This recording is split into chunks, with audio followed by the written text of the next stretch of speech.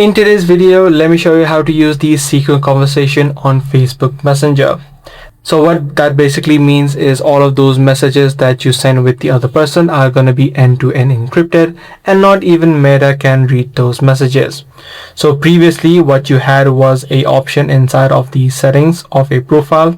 Right here you'd be able to see the option called secret conversation, but that now has been removed because all of the chats by default are now end-to-end encrypted, which means all of these conversations are secret conversations which are end-to-end encrypted. Only thing that is available is if you are inside of a particular group, and if you head over to the settings page, you'll still be able to see the option which says start end-to-end encrypted chat, which is the secret conversations.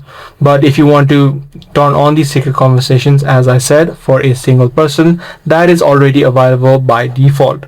So I do hope this guide video was helpful to you.